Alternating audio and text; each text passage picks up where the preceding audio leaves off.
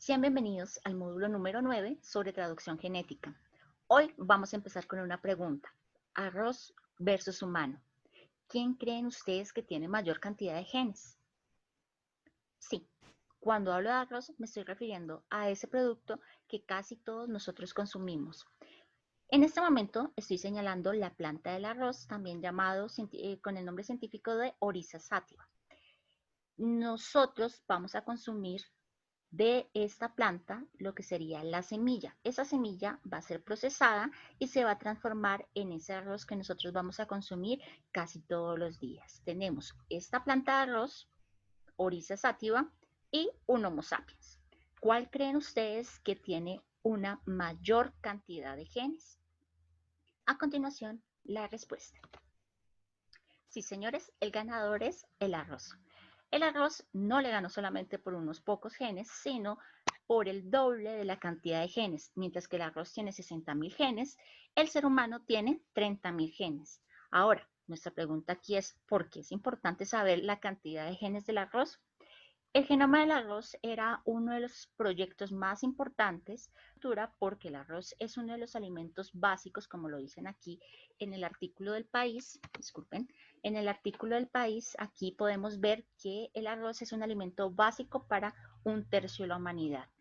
En el año 2002 se publicó en la revista Nature el genoma del arroz y en esa revista fue mencionado la cantidad de genes que tenía el arroz, pero también se explicó o se evidenció que no solamente era impactante la cantidad de genes que tenía el arroz, que era duplicaba la cantidad que tenía el humano, sino que cada gen del arroz era, por decirlo así, muy cortico. Entonces, un gen del arroz va a tener 4.500 nucleótidos: adenina, timina, guanina y citosina.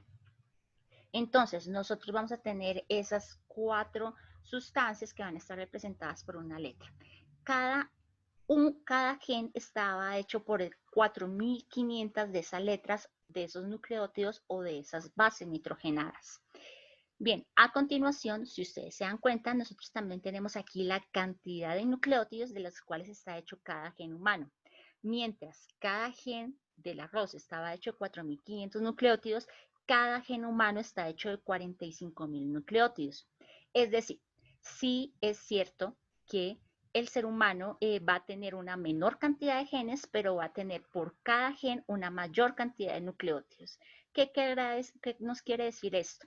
Nosotros pensaríamos que el ser más complejo, si lo llegamos a pensar pues con detenimiento, sabemos muy bien que los seres humanos en su estructura biológica son mucho más complejos que una planta de arroz, evidentemente. Pero si lo pensamos, tal vez no se trata de la cantidad de genes que tiene, sino de la complejidad de la sustancia que se va a poder producir gracias a cada uno de estos genes. Recordemos que cada uno de estos genes tiene la misión de generar una sustancia llamada proteína. Entonces voy a explicarlo con la siguiente gráfica. Volvemos nuevamente a nuestra base, que sería esta, que es la cadena de ADN. Recordemos que la cadena de ADN es una cadena, es una doble cadena, es una doble hélice antiparalela. Bueno, ya lo sabemos.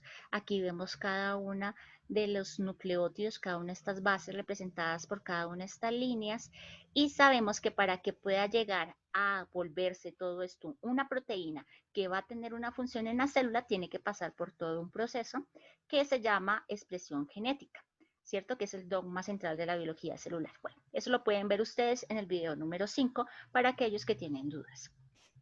Ahora, retomemos.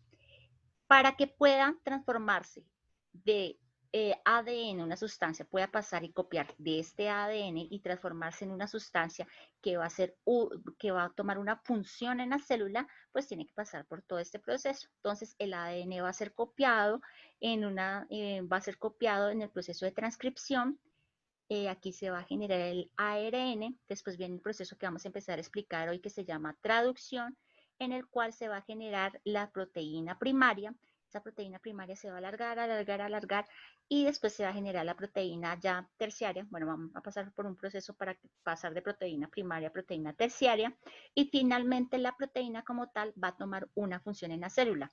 La función puede ser parte de la célula, puede ser comunicar algo en la célula, puede ser dar una señal. Una proteína puede tener una vida relativamente larga o simplemente mandar una señal o dar una instrucción y desaparecer. Entonces, las proteínas son importantes para la célula, claro, son básicas para la célula. O sea, la célula está hecha, constituida de precisamente estas sustancias de las proteínas. También otras sustancias son importantes, pero la base, la sustancia básica celular es la proteína. El arroz tiene mayor cantidad de genes, ¿cierto? Pero la cantidad de genes va a tener menos cantidad de bases nitrogenadas. Entonces, esto significa que entre menos bases nitrogenadas, pues vamos a tener unas proteínas más pequeñitas, ¿cierto?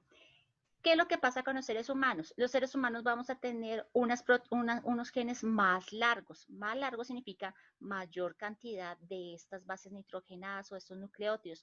Mayor cantidad de nucleótidos significa que al final se van a producir a más aminoácidos y la proteína va a ser muchísimo más grande. Es decir, que nosotros estamos generando proteínas más complejas, más grandes, más organismos sencillos van a tener proteínas relativamente sencillas. No importa la cantidad que pueda tener, sino lo que va a producir esos genes. Esto significa que los genes van a generar sustancias sencillas. Los genes del arroz van a generar sustancias relativamente sencillas. Muchos de los genes, aparte del arroz, se sabe que están duplicados y que no tienen mayor funcionalidad, por decirlo así. Mientras que sabemos que algunos genes humanos incluso pueden llegar a producir varios tipos diferentes de proteínas, es decir, que tal como puedo tomar desde aquí puede, donde estoy señalando, por favor observen, de aquí puede generarse una proteína X, de aquí puede generarse una proteína Y y de aquí puede generarse una proteína X.